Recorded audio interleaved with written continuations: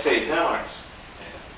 Irmãos, se alguém for surpreendido em algum pecado, vocês que são espirituais deverão restaurá-lo com mansidão.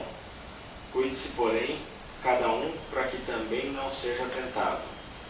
Levem os fardos pesados uns dos outros e assim cumpram a lei de Cristo. Se alguém se considera alguma coisa não sendo nada, engana-se a si mesmo. Cada um examine os próprios atos e então poderá orgulhar-se de si mesmo, sem se comparar com ninguém, pois cada um deverá levar a sua própria carga. O que está sendo instruído na palavra, partilhe todas as coisas boas com aquele que o instrui. Não se deixe enganar. De Deus não se zomba, pois o que o homem semear, isso também colherá. Quem semeia para a sua carne, da carne colherá destruição. Mas quem semeia para o Espírito, do Espírito colherá a vida eterna. E não nos cansemos de fazer o bem, pois no tempo próprio colheremos, se não desanimados.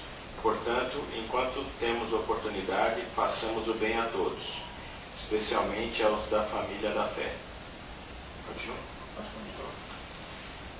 Vejam com que letras grandes estou lhes escrevendo de punho próprio. Os que desejam causar boa impressão exteriormente, tentando obrigá-los a se circuncidarem, agem desse modo apenas para não serem perseguidos por causa da cruz de Cristo. Nem mesmo os que são circuncidados cumprem a lei. Querem, no entanto, que vocês sejam circuncidados a fim de se gloriarem no corpo de vocês.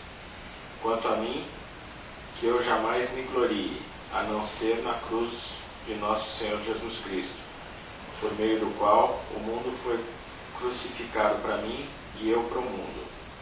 De nada vale ser circuncidado ou não. O que importa é ser uma nova criação. Paz e misericórdia estejam sobre todos os que andam conforme essa regra, e também sobre o Israel de Deus. Sem mais, que ninguém me perturbe, pois tragam em meu corpo as marcas de Jesus. Irmãos, que a graça do nosso Senhor Jesus Cristo seja com o espírito de vocês. Amém. Ficou simples esse texto aqui à luz de tudo que a gente falou, ou não? Já que eu sou tão... A gente é meio lento a aprender. Faz anos que a gente está aqui. Ó, eu vou ler um texto em Romanos, eu não gosto de fazer isso, mas vou ler um texto em Romanos que tem a ver com isso daqui que a gente acabou de ler. E vocês vão ver o que Paulo está falando de circuncisão.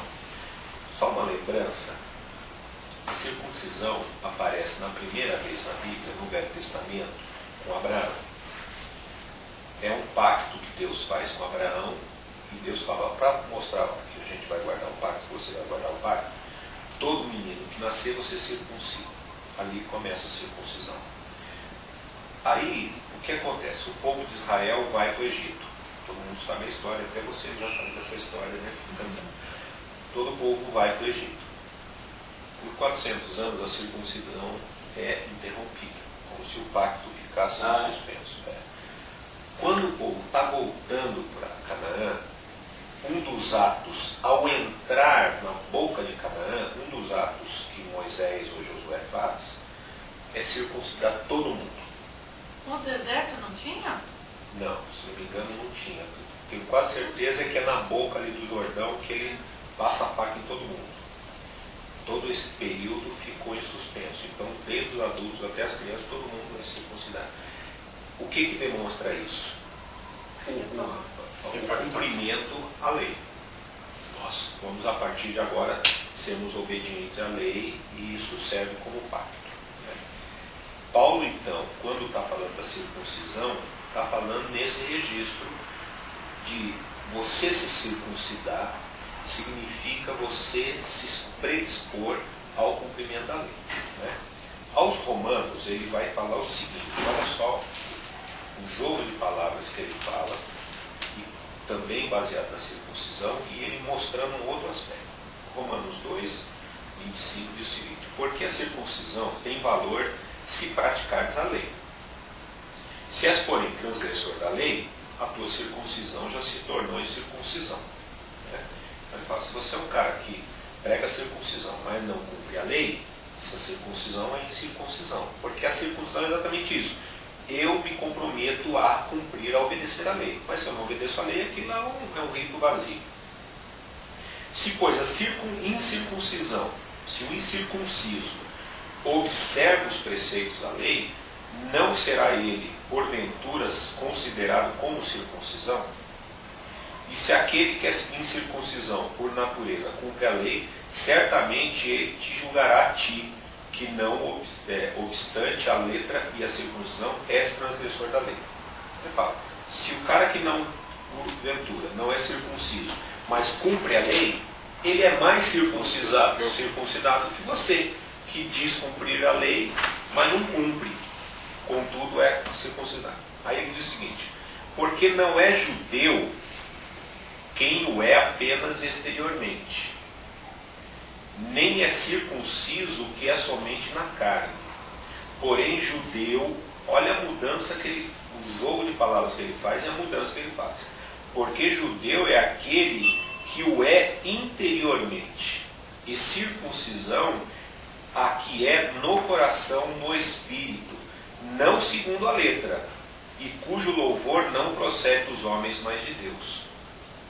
Então ele fala, existe uma circuncisão espiritual, que ela abole a circuncisão física. Esse é um dos motivos que nós na igreja não somos circuncidados. Ninguém, pelo menino, fala, eu vou levar no 7º ou 8º dia o menino para o pastor para passar pela operação. Porque o registro que a partir de então, eu sei que você vai falar alguma coisa, deixa eu só completar o pensamento. A nossa ideia, né, que você fez cara assim. Não, eu quero que você leia de novo, porque eu não consegui. Não consegui. Não, mas termina o raciocínio, perdão. Hoje, nós, cristãos, católicos, protestantes, ortodoxos, não observamos a circuncisão, exatamente porque, para nós, a circuncisão não é um ato exterior físico de observância de um rito legal, mas é uma, vamos dizer, uma conversão do nosso espírito ao Espírito de Deus. Então ele chama, o verdadeiro judeu não é aquele que passa pelo rito da circuncisão da carne, mas o verdadeiro judeu, o Israel de Deus, aí vou um pouquinho para Gálatas, o Israel de Deus verdadeiro é aquele que deixa circuncidar o seu próprio espírito, pela graça. Não é uma operação exterior, mas é uma operação espiritual, nesse sentido de uma conversão espiritual aos princípios da cruz, e não a uma observância legal. Tá? Então vamos ler de novo, paulatinamente, isso daqui, que realmente ele faz um jogo de palavras bastante complicado, né? Porque diz o seguinte. Eu achei que você estava dizendo que isso estava mais no último versículo, não, é no todo. No todo, ele vai jogando com a palavra circuncisão e incircuncisão, para depois ao fim falar, a circuncisão verdadeira é espiritual. E o judeu verdadeiro é aquele que tem essa circuncisão espiritual, e não a circuncisão da carne, não a circuncisão do menino no 8º dia, mas aquele que se deixa conduzir pelo Espírito de Deus. Esse é o verdadeiro circunciso, que se deixa conduzir, né, caminha no Espírito e não caminha nessa exterioridade da lei, da carne e de um princípio rígido. Né? Acho que não precisa voltar. Legal. Então, eu estou começando de trás para frente aqui, porque eu achei que isso aqui tinha muito a ver, né? Vede, com grandes letras vos escrevi no meu próprio punho. Todos os que querem ostentar-se na carne, e a gente viu que a carne está ligada à lei, esse vos constrangem a vos circuncidarem. Todos os que têm a lei como referência, isso nós estamos falando 2000 anos atrás, mas todos esses que têm a lei como referência, eles nos constrangem a ter sinais apenas exteriores dessas observações. Né? Então, nós somos submetidos a ritos, a pagamentos obrigatórios de dízimos, a dias de jejum, a dias de vigília, a comparecimento ou quase que obrigatório às reuniões da igreja, né, que a gente até tem aquela certa culpa. Por quê? Porque quando você está na carne, ou seja, você tem preceitos legais, são essas coisas exteriores que falam da sua santidade. Né? Então as pessoas precisam de sinais exteriores de como você se comporta, como você se veste, aonde você fala, o que você fala, né? Os crentes têm que se cumprimentar a paz do Senhor, porque senão você fugiu do ambiente do controle, você já não é mais da turma, né? Então, nessa leitura que eu estou falando, ou seja, aqueles que andam na carne, andam na lei, andam no sistema de controle, nos constrangem a nos circuncidar, ou seja, ter sinais exteriores dessa obediência, somente para não serem perseguidos por conta da cruz. Ou seja, a cruz o tempo todo, ela milita, né? Essa liberdade da graça, ela é perigosa porque ela traz uma certa perseguição da ausência de controle. Naquela época era literal, né? Aqui eu estou jogando uma possibilidade de atualização disso. Naquela época era literal. Se você dizia que andava na graça, você era perseguido pelos judeus, perseguido pelos romanos. Se você andava na obediência, você era judeu, estava mais ou menos sob controle. Né? Pois nem mesmo aqueles que se deixam circuncidar guardam a lei. E aí vem a questão da hipocrisia. Não existe santificação no sentido cristão da palavra na observação da lei. Paulo vai aos Romanos falar: todos pecaram e carecem da graça de Deus. João, na carta dele, diz: se dissermos que não temos pecado, mentimos. Então esse é um princípio desse cristianismo. Ou seja, a lei, a observação, a obediência não traz santificação. Ela, pelo contrário, traz culpabilidade. Porque se eu, certo que cumpro a lei, ou obrigar alguém a cumprir a lei, eu tenho que cumprir essa lei. E no momento que eu não cumpri uma lei, eu não cumpri toda a lei. Estamos lendo um pouquinho de Tiago. Fala, meu filho. Então, porque assim, aqui no 6.1, parece que é bem contraditório isso aí, né? Como assim, velho? Deixa eu tentar. Certo. Aí a gente volta para cá. Certo. Eu estou indo no mais fácil que foi Certo. isso. Não chegou lá ainda. Não, é que na verdade eu Nós ultrapassei. estamos no mais fácil. Pera aqui. ele pulou esse parte aqui, pô. Eu acho que você tem que marcar a impressão, cara, entendeu? Passou um fiapinho ali, você já... Eu vou Opa! fazer uma leitura desse 6.1 que é muito complicado, então é super. Que eu também vou ter que buscar nos meus amigos aqui, que é Paulo também, para tentar dar uma fugida, para ver como que eu faço. Pois aqueles que se deixam circuncidar têm que guardar a lei. Pois nem mesmo aqueles que se deixam circuncidar guardam a lei. Antes querem que vocês se circuncisem para se gloriarem na vossa carne. Né? Ou seja, é a luta de Jesus com os fariseus. Qual é o problema de Jesus com o fariseu? Que eles exigiam o cumprimento da lei, mas eles não cumpriam a lei. Paulo está no mesmo registro. Está falando, aqueles caras que ficam falando para vocês, obedeçam, obedeçam, obedeçam, obedeçam, eles são mentirosos, são hipócritas. Porque ninguém obedece. Não existe essa possibilidade diante do próximo ou de Deus de você dizer: eu obedeço tudo que está nesse livro. Não tem esse papo, é furado. Quer seja 2.000 anos atrás, quer hoje, quer há 5.000 anos atrás. É furado. Paulo está falando isso. Os caras obrigam você a obedecer a lei, mas eles não obedecem a lei. Mas o que eles querem fazer? Se impor sobre vocês. Eles querem se gloriar em cima de vocês. Veja como eu tenho discípulo. É muito legal eu, Marcos, dizer: olha só como as pessoas me seguem. como elas fazem o que eu quero. Mesmo que eu mesmo não faça aquilo que eu estou fazendo o outro fazer. Né? Outra coisa é eu dizer, eu não tenho discípulos, eu tenho amigos. E a gente discute a Bíblia. Tiranicamente ou não, a gente discute a Bíblia.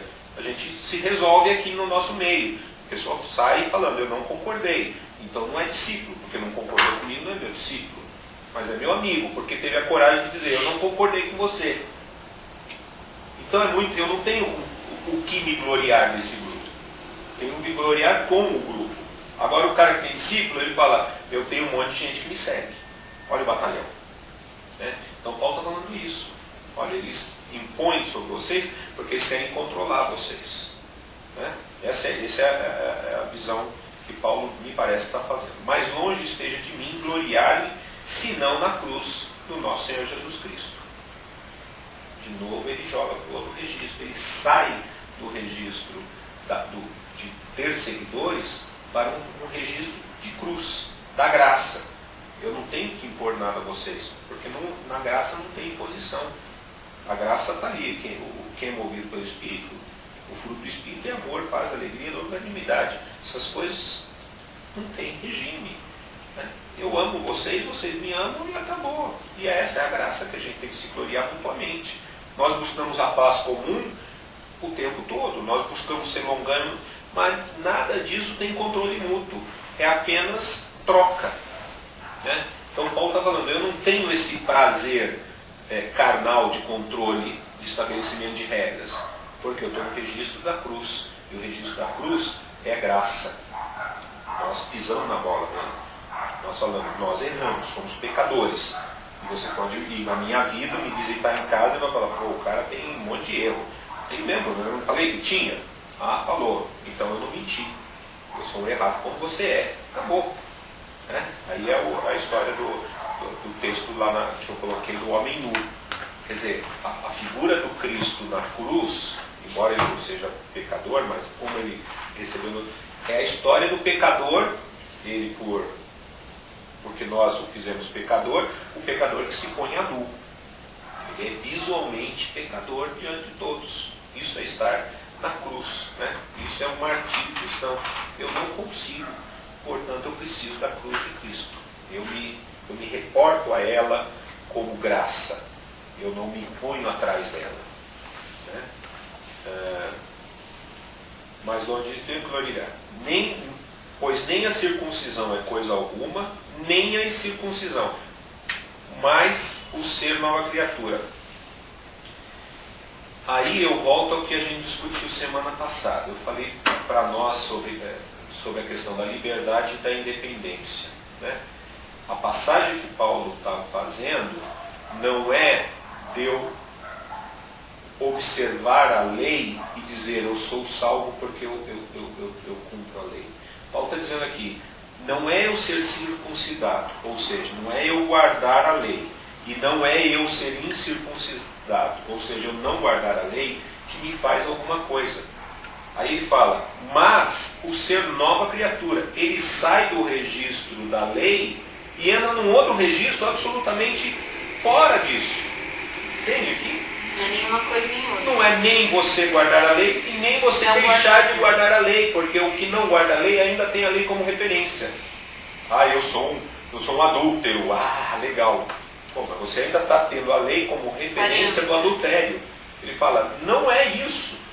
É você escapar. A cruz é um lugar para fora desse regime entre a lei ou não lei. A lei não existe. A lei é uma língua que saiu em desuso. Eu estava outro dia falando em chineses, né? Tem algumas palavras na China atual que estão saindo em desuso, que para nós são palavras absolutamente normais. Por exemplo, tio, tia, irmão e irmã. Por quê? Porque todas as pessoas só têm um filho. Então eu e a Esther casamos e temos um filho, mas eu sou filho único, a Esther é filho único. Nosso filho não tem irmão e não tem tio. E isso, em grande escala, significa que essas palavras morrem. Elas perdem o uso porque não tem aplicação na prática. É um grande exemplo dessa mudança de contexto que Paulo está propondo. A lei deixa de estar no nosso vocabulário. Ela não se aplica, não tem uso. Por quê? Porque você está num outro registro de comportamento, você está no registro da graça. Você não vai se relacionar com o outro. Eu não vou trair Esther porque senão, Papai do Céu, eu estou em adultério. Não, eu não estou pensando no adultério. Estou pensando no amor, estou pensando na fidelidade. Eu estou pensando nesses registros muito mais profundos do que o que vão dizer de mim se eu for pego em adultério. O adultério não entra no meu vocabulário, ele não tem espaço no vocabulário nesse sentido. Paulo está fazendo isso. Não é a circuncisão, não é a incircuncisão, mas o ser nova criatura. Isso daqui se desfaz. Como o tio e a tia, o irmão e a irmã do chinês. Ele some. Ele não tem lugar de aplicação. E a todos, quando andarem de conformidade com essa regra, paz e misericórdia. Qual a regra? A regra da graça. Paulo, em Romanos 8, ele vai falar o seguinte: não estou mais na lei, no cumprimento da lei, mas na lei de Cristo. Qual é a lei de Cristo? É o amor. Essa regra que ele chama não é um conjunto de regras. É o amor, é o fruto do Espírito, é o andar no Espírito, que não tem a ver com a lei carnal do Velho Testamento. Tem a ver com relacionamentos num outro patamar. Quem está nessa lei da nova criatura, do andar no Espírito, a todos esses seja a paz e misericórdia sejam sobre eles e sobre o Israel de Deus. Por isso que eu quis apontar para Romano. Quem é o Israel de Deus? Não é o Israel lá da Palestina, aqueles caras que ficam matando palestino e brigando com árabe. São esses que são circuncidados no Espírito. São esses, como ele já tinha descrito aqui em Gálatas 4, o Israel de Deus é aquele que anda na graça de Deus. São os filhos da Jerusalém espiritual. Vocês se lembram disso? Precisa ler? Em Gálatas 4 diz o seguinte: dizei e vós os que quereis estar sob a lei. Acaso não ouvis a lei? Pois está escrito que Abraão teve dois filhos, uma mulher de escrava e outra da livre. Mas o da escrava nasceu segundo a carne e o da livre mediante a promessa. Essas coisas são alegóricas. Então Abraão teve duas mulheres, né? Agar e Sara. Agar era escrava e Sara era mulher legítima. Sara, aqui para Paulo, representa a lei e o Israel natural. E Sara, para Paulo, representa a graça de Deus e aqueles que são nascidos da graça. São alegóricas. Porque essas mulheres são duas alianças. Uma, na verdade, se refere ao Monte Sinai, que gera para a escravidão. Esta é Agar.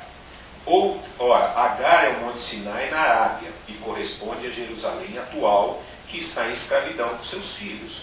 É muito claro. Mas a Jerusalém lá de cima é livre, a qual é nossa mãe. Porque está escrito: alegra-te, ó estéril, que não dás luz, exulta e clama tu que não estás de parto, porque são mais numerosos filhos da abandonada do que os filhos que têm marido. Vós, porém, irmãos, sois filhos da promessa com Isaque. Como, porém, outrora o que nascera segundo a carne perseguia o que nasceu segundo o Espírito, assim também agora. E aí ele continua, né? Então ele está descrevendo dois Israéis. O Israel na carne, que é, segundo ele, como Agar, e que são os filhos circuncidados e que estão em obediência à lei, e o Israel espiritual, que vive na graça, não tem lei, né? Não tem lei, vive na graça de Deus, né? Então ele diz: quanto ao mais, ninguém vos moleste, porque eu trago no corpo as marcas de Jesus. Eu acho que esse, depois a gente volta a falar, mas fecha razoavelmente isso que a gente vem falando. Desde o início, Paulo estava muito preocupado com a imposição da lei num lugar que tem que ser da liberdade da graça. Mas a liberdade da graça não é independência, antes codependência. Ou seja, eu sou livre da lei, eu não tenho a lei como referência, Não tem a circuncisão nem a incircuncisão como referência. Contudo, eu tenho algo ainda mais supremo, que é o próximo. O próximo é a minha referência de graça. Porque esse é um movimento que eu vejo em Jesus. Jesus sendo Deus, né? Cristo sendo Deus, se torna gente para estar diante de gente. O Evangelho é isso. É o Deus que se faz homem para estar diante do homem que ele quer, abre aspas, divinizar. É essa relação que é graciosa. Quando nós olhamos para o próximo e vemos na possibilidade de um relacionamento de igual, a possibilidade da divinização ou da presença do sagrado de Deus entre nós. E não segundo regras que mediatizam, que fazem meio, que fazem ponte entre as nossas relações. Nós temos que descobrir, como filhos adultos, como nos relacionar graciosamente, movidos por o quê? Por esse fruto do Espírito. Como nós podemos nos relacionar em amor, em paz, em alegria, em longanimidade, em benignidade, sem ter em conta adultério, assassinato. Isso está fora do fruto do Espírito, porque tem algo muito mais excelente em jogo. Então muda-se o registro e aquilo lá sai do nosso vocabulário. Nós não estamos preocupados com aquelas coisas, porque não se fala naquilo. Nós vamos falar no quê? No fruto do Espírito. Né? Então esse jogo final que Paulo está fazendo com a circuncisão, dando, vamos dizer, o veredito final. Não é a circuncisão que tem que se impor, mas é a graça. E se há alguma circuncisão, essa é espiritual. Isso nos faz Israel espiritual de Deus, nesse registro da liberdade para a lei. Como Abraão tinha liberdade para a lei. Né? Abraão não andava na lei. Abraão não tinha lei. Né? Aí eu volto um pouquinho para Gálatas 6:1. Se alguém... Agora vai ficar difícil que eu vou falar. Deixa eu ver se eu consigo enrolar com classe. O problema não é enrolar com classe, né? Deixa eu ver um negócio. Você precisa dar uma polemizada aí. O que ele falar pode ser usado contra ele mesmo.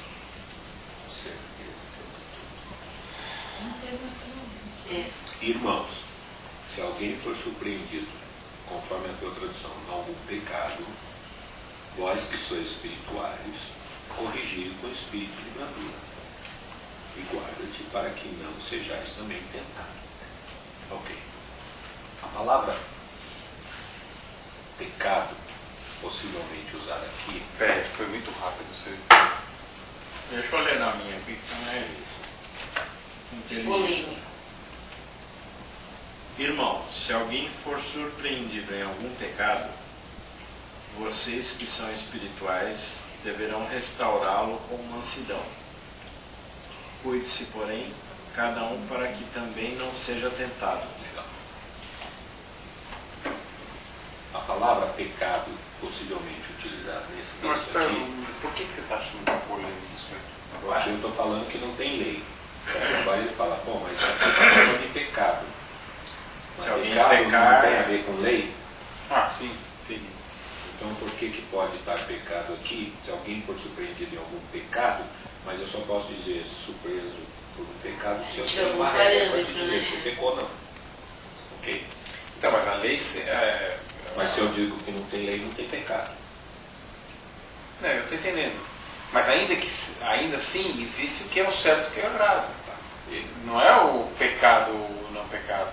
Tá. Mas essa é uma possibilidade razoável de dizer.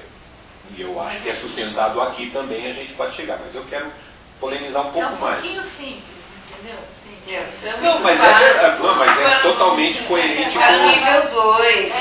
não, acho que vai até o... Mas aí não tem graça, vai né? até o 3, Não tem graça. Não, mas tem muito a ver com o resto do texto. Que é levar a carga um dos outros e tal. Entendeu? Ali é o nosso nível. Tem níveis, né? Mas só para dar coerência com essa questão que eu estou falando da ausência da lei. Em Coríntios 5, 7, Paulo diz o seguinte: visto que não andamos por fé, que andamos por fé e não pelo que vemos. Aí tem uma mudança entre fé, que fé é exatamente o não visto, contra o que se vê. Tá certo? A lei está no registro do que se vê, não é verdade? Eu digo para você, não matarás. Se pegar uma arma e matar, você matou, pecou, porque eu estou vendo. A fé não diz não matarás, porque eu não posso controlar você. Existe esse aspecto que você está falando. Existe o certo e o errado, o bem e o mal, com certeza. Mas o que eu queria colocar aqui é o seguinte, antes um pouquinho disso. A palavra grega pode ser que esteja sido usada aqui, a gente precisa checar para pecado, ela é amartia. Se for amartia pode ser traduzido como errar o alvo. Quer que eu veja naquele programinha assim, ó? Não, porque aí vai perder a graça. Se não for, cai todo por terra. Semana que vem ele traz. Se for amartia, pecar é errar o alvo. Se eu tiver como alvo a lei, e a figura do errar o alvo, nesse caso aqui voltando um pouco, a figura do errar o alvo, na tradição grega, é exatamente de um arqueiro, está diante do alvo, ele pega o arco e flecha e joga a sua flecha na tentativa de acertar o alvo. Ok? Isso é amartia. Se o arqueiro pegar e jogar fora, ele amartia, ele errou o alvo. Nós, como cristãos, incorporamos isso como pecado, mas é a mesma palavra, errar o alvo. Ora, tem dois jeitos de errar o alvo. Tem dois jeitos de não errar o alvo. Um jeito de não errar o alvo é eu nunca errar o alvo.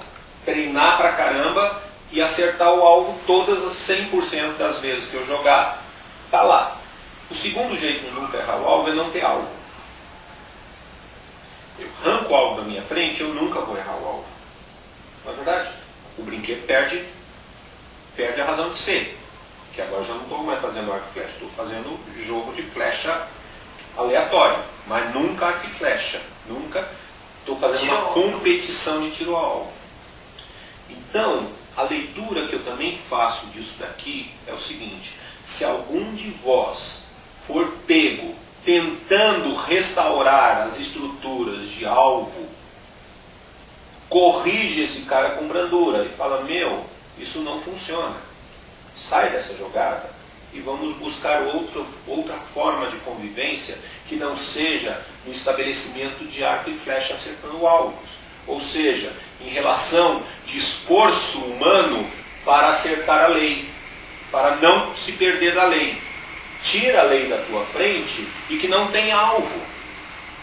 Deu para entender o jogo de palavras que eu estou querendo fazer? Deu para entender, só acho que aí valeria a pena ir a fundo mesmo na história. Podemos ir a fundo, mas ainda assim vale a posição dele. Se eu tirar a lei da minha frente, ainda sobra o bem que eu tenho que fazer para você. Ainda sobra o amor, ainda sobra a paz que eu tenho que buscar entre nós. Na semana passada você falou que aí começa a moral, não é isso? Não foi você que falou isso? Alguma coisa assim? Não, Que termina. era a moral enquanto... Você não chegou a falar alguma coisa? Não falei, mas vale. Quer dizer, se eu pensar a moral não como um conjunto de regras rígidas, mas como qualquer... Porque a palavra moral é uma palavra latina, ela é incorporada ao, vamos dizer, ao nosso dicionário a partir do ano, sei lá, Cícero, 50 anos de Cristo. Né? A palavra ética é uma palavra grega. Né? Aí então estamos falando 500 anos antes de Cristo. As duas palavras são a mesma palavra. A ética é grega, a moral é latina. O que elas têm? O que elas falam? Qualquer conjunto não de regras, mas de, vamos chamar regras, Acordos, né? de acordo entre pessoas para viabilizar a vida social. Isto é moral, no sentido tradicional arcaico. Virou moralismo ou moralidade à medida que essas regras ficam engessadoras das nossas condutas. Né? Mas a moral é isso. É como que a gente negocia a nossa vida em comum, social. Que é a mesma coisa de ética. Como que a gente faz para viver junto. Nesse sentido, sim. Quando eu tiro uma lei rígida dessa, o que nos sobra é a ética e a moral, nesse sentido mais originário. Ou seja, vamos estabelecer agora as nossas relações. Baseados em quê? Na regra antiga? Não, no fruto do Espírito, no amor, na graça, na paz, na longanimidade, na benignidade. Se alguém for achado em falta nessa busca de moralidade ou dessa ética fundada no espírito cristão, corrija-o para que ele retorne, quer seja por uma volta à legalidade, quer seja por uma extrapolação. Agora vale tudo, então vamos entrar na gandaia. Qualquer um dos dois lances você tem que falar, peraí, o corpo de Cristo não se move assim, porque você tem o outro como referência, porque Cristo está nessas relações. Onde tiver 2 ou 3 em meu nome, aí eu estarei. Se não está no nome de Cristo, nós estamos perdendo a própria presença do Cristo. Também não tem uma questão de ser assim, ainda tem o certo e o errado, e não tem nada a ver com se aquilo vai ter uma penalidade, se aquilo é o pecado, nesse sentido, né? Não tem a ver com isso, que, por exemplo, continua lá, as leis diziam coisas certas e coisas, o que era o certo para ser feito. Se você não fizer, isso não significa que você vai ter uma penalidade ou coisa assim. Então, por isso Mas, por exemplo, feriu algum irmão, algum amigo. está errado só. Não tem a ver com, você cometeu um pecado, e você vai ser punido, pecado. você vai não sei o quê. É assim que eu vejo. Continua sendo errado matar. Aí, Uma consciência do bem e do mal. Aí, nesse sentido, foi o que a gente, semana passada, adiantou um pouquinho com Hamilton. Continua lá no 6. Mas aquele que está sendo instruído na palavra, faça participante de todas as coisas boas, aquele que instrui. Não vos enganeis, de Deus não se zomba. Aquilo que o homem semeia, isso também se fará. Na lei, existia, vamos dizer, a figura de Sodoma é muito forte. As pessoas viviam em pecado, Deus ia lá e punha fogo na cidade e arrebentava. Ou o povo fazia um cabrito de ouro no meio do deserto, Deus abria a terra e engolia todo mundo. Existia uma ação divina de punição do pecado quase imediato e avassaladora, arrebentando. Agora, o registro, tomando um pouquinho da tua palavra, é o seguinte: tenha um pouco de responsabilidade, porque aquilo que você fizer de bem e de mal vai refletir contra você, mas não por uma lei de Deus vai abrir o chão debaixo do teu pé. A coisa vai ficar feia mesmo nas relações. O mundo vai ficar pior. A vida fica mais complicada, mas como filho maduro, agora você toma responsabilidade da tua própria conduta. O bem e o mal agora saíram desse registro de uma punição violenta de Deus e passa a ser agora uma responsabilidade daquele filho que é maduro, que está tomando conta da casa do pai. A Anne, um dia que trabalhar com você na empresa, se ela gerir mal a empresa vai para o buraco. Por quê? Porque ela já vai ser madura e vai ser sócia. Então você vai falar, olha, tudo bem, você já não é criança, não vou dizer para você, não vou dar tapinha no teu bumbum, você está gerenciando o negócio comigo. Mas cuidado com o que você faz aqui. Se você gerir mal essa empresa, você põe em risco toda a existência da própria empresa. Aquilo que você planta, você vai colher. Então mudou o registro, vamos dizer, o mal continua existindo. Só a espiritualidade do negócio, não acho? Ou seja, continua a mesma coisa de errado. Se você fizer o mal para o cara vai fazer o mal para você. Não é que vai acontecer uma coisa divina, mas vai acontecer um problema. E você é responsável por esse problema. E responsável pelas respostas às suas decisões. Porque aquilo que o homem planta, o homem colhe. Deus, ele entregou esse direito a nós como filhos maduros. Agora está na tua mão. Você planta, você colhe. Está aí. Você vê que todo o registro muda do Velho para o Novo Testamento, na minha leitura, e que Paulo está fazendo essa leitura. Muda tudo. Antes você tinha um Deus forte, um paizão, que batia no bumbum de todo mundo, que dava surra nos filhos, de uma forma que a gente hoje fica até assustado. E agora o pai fala o seguinte: você cresceu, filho, top. Aí você fala, mas o que eu faço? agora administra. Então, segue as orientações. Sim, Já já não uma são lei. mais leis, agora são orientações. Ah. Ainda, como a gente falou numa reunião, o Velho Testamento nos serve de inspiração. Continua valendo, não matarás. Mas agora não mais como peso de lei, mas como responsabilidade pessoal. Pô, se eu matar, serve para o outro também para me matar. Então vamos acertar as nossas relações baseado em outras premissas e não na violência mútua. E aí eu tenho que negociar isso. Negociar baseado em quê? No fruto do Espírito. Pô, eu não te mato porque eu te amo. Eu não te mato porque eu quero paz com você. Eu não te mato porque a gente, um erra e o outro erra, e a gente tem longanimidade um com o outro. Eu mudo o registro da coisa e não crio mais um terror.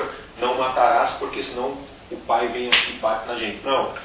O pai, ele nos deu agora novos registros que não são esses. São os registros da paz, amor, longanimidade, benignidade, mansidão, domínio próprio. Essas coisas que passam a vigorar. E a lei não está mais na minha frente como um alvo a ser atingido. Porque eu não ando mais pelo que vejo. Eu ando por fé. Não é mais a minha visão de um código legal que me estabelece a minha moralidade e a minha ética. Mas são outros valores muito mais intensos que eu tenho que racionalizar até certo ponto. Esses valores. Né? O que é o amor na prática? Amor quando alguém me ofende. O que é a paz? Quando a paz só pode ser clamada entre adversários. Não há paz em pessoas, na harmonia não há paz necessária, porque a harmonia já é paz. Só vou entender a paz quando eu tiver um conflito. Aí eu posso clamar por paz, eu posso ser o agente da paz. Percebe? Eu começo a construir. No Velho Testamento, não. Tinha o meu inimigo, eu destruí o meu inimigo. A paz era a paz do cemitério. Eu vou lá e destruo. Então só sobro eu, não preciso falar de paz. Agora, no Novo Testamento, se alguém bater na tua face, oferece a outro. Você já está no registro da paz.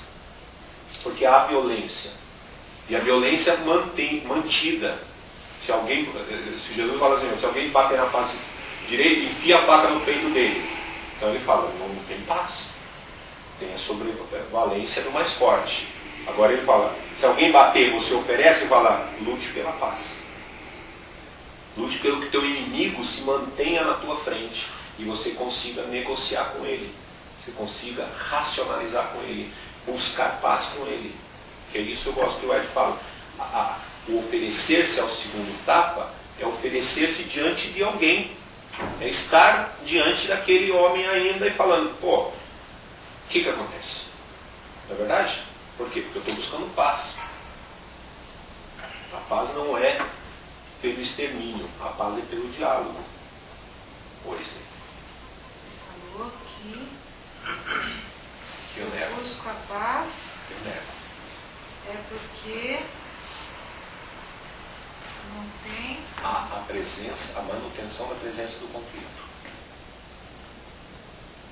Porque onde não há conflito, não há necessidade de paz. Não é? Em dia de alegria, você não clama a Deus por paz. Mas o dia que não tem dinheiro, teu filho está doente, aí você fala, pai, me dê paz nesse momento.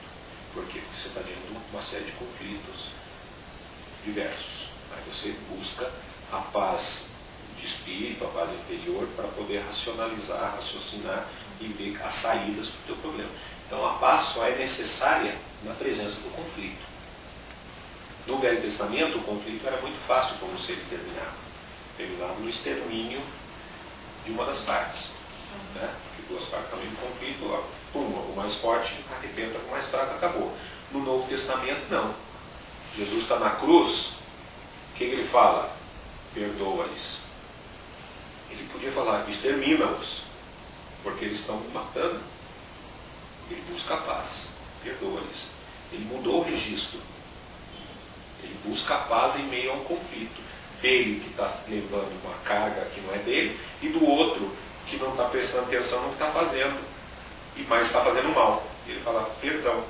Ali ele mudou o registro completamente. Foi mantida a distância, o conflito foi permanecido. Agora precisa de alguém pôr paz naquela coisa. Né? Eu acho que você vê que é uma mudança fundamental, vamos dizer, de raiz. Ele estirpa uma raiz e põe uma outra raiz, uma outra planta no lugar. Eu acho que a dificuldade que a gente tem é exatamente entender isso, uma outra planta. Porque no Velho Testamento fez o bezerro de ouro, abre e mata todo mundo, sobrou só os bonzinhos, porque os mauzinhos morreram. No Novo Testamento, o bonzinho e o mauzinho continuam no mesmo lugar. Não acontece nada, Jesus é crucificado e ninguém morre, só os três. Por que os romanos não morreram? Por que os judeus não morreram? Por que Pedro não morreu? Porque agora está no regime da graça, da paz. E a paz exige que o inimigo continue na minha frente. Se o inimigo deixar de estar na minha frente, não preciso de paz. É muito... O meu inimigo não sou eu. Primeiro de todos. Mas se eu não olhar o meu inimigo dentro de mim, eu nunca vou buscar paz também no interior. Se eu fingir que não, vamos dizer que eu não sou esquizofrênico, eu não vou buscar. Normóticos. Vai chamar muito de esquizofrênico, todo mundo meio louco, né? Então, por isso nós somos normóticos. Né?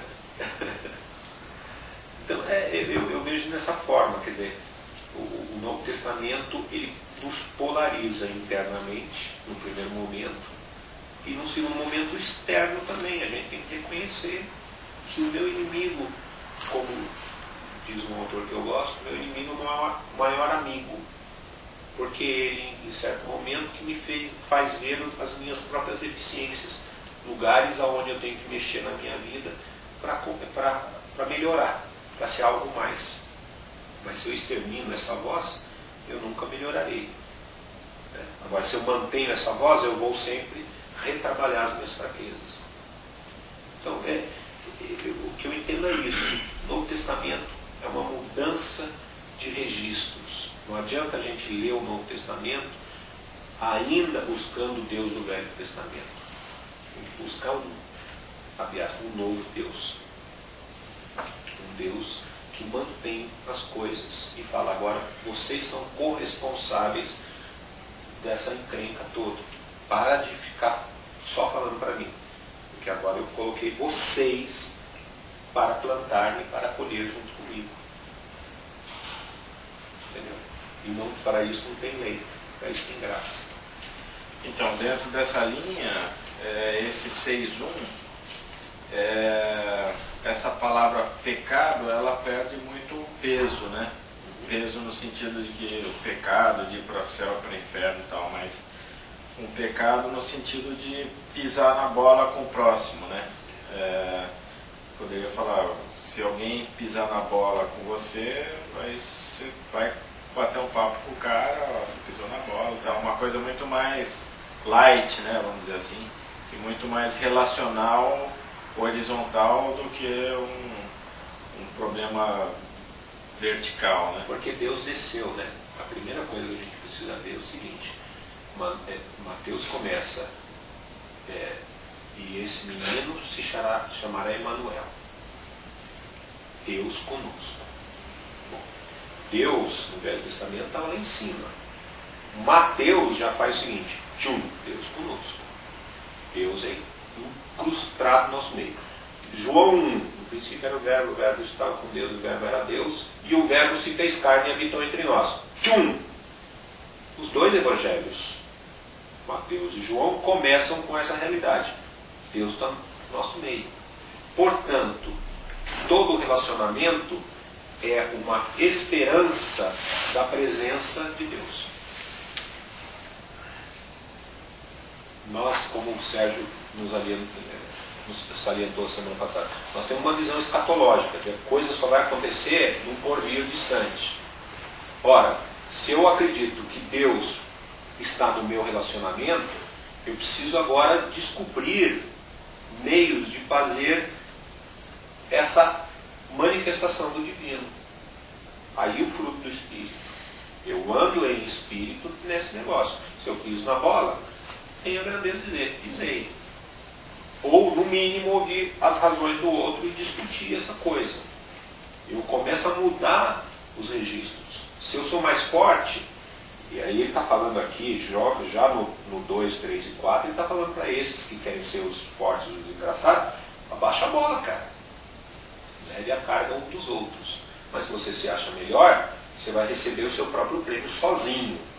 Quem se acha bom, fica sozinho mesmo. Mas se você perceber o que é a cruz de Cristo, um leva a carga do outro, em todos os sentidos. Mesmo nas falhas e mesmo nas coisas maiores. Então você tem uma alteração, por quê? Porque Deus está no que a gente faz. A possibilidade de ver Deus é a possibilidade de ver Deus com o outro. E a falta, para mim, mais do que o código de certo e errado, é a falta de não buscar Deus nos relacionamentos, na presença de um outro. Quando eu me acho superior, eu rompo com essa possibilidade. Porque o Deus que se fez carne é um Deus esvaziado, um Deus pequeno.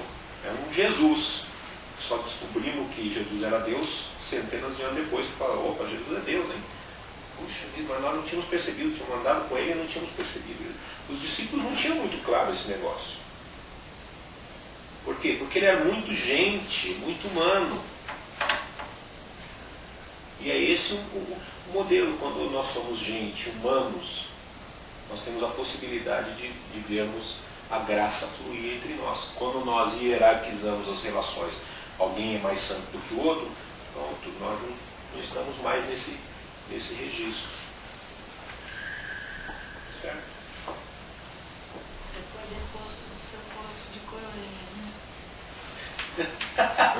Todo mundo desempregado aqui, né?